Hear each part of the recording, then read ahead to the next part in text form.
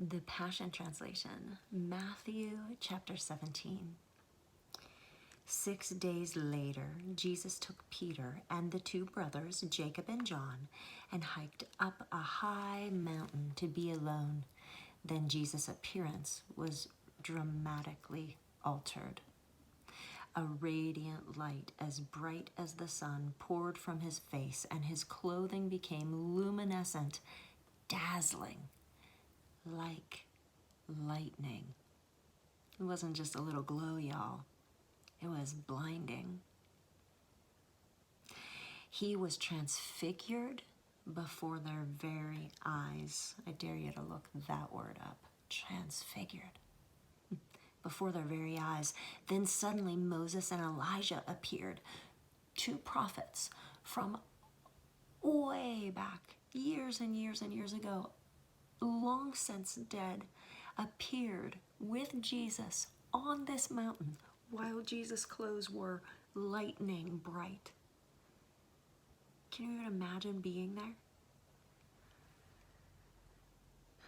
Moses and Elijah appeared and they spoke with Jesus. Peter blurted out, like dumbfounded. I would be super dumbfounded.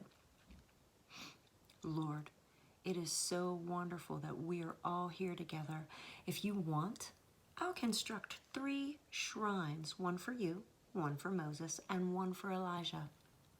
But while Peter was still speaking, a radiant cloud composed of light spread over them, enveloping them all, and God's voice suddenly spoke from the cloud, saying, "This is my dearly loved Son, the constant focus of my delight. Listen to him." The 3 disciples were dazed and terrified by this phenomenon, and they fell face down on the ground.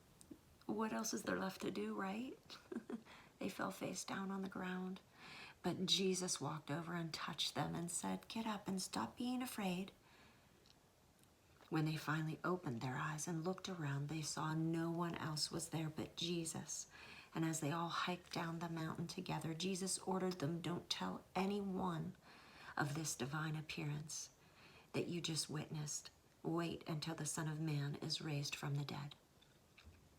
His disciples asked him, why do all the religious scholars insist that Elijah must first appear before the Anointed One comes? He answered them, "They're right. Elijah must come first and restore all things. But Elijah has already appeared, and yet they didn't recognize him. So they did to him whatever they pleased, and the Son of Man is destined to suffer the same abuse as what they did to him." Then the disciples realized that Jesus was referring to John the Baptizer all along. They came to where a large crowd had gathered to wait for Jesus, and a man came and knelt before him and said, "Lord, please show your tender mercy towards my son.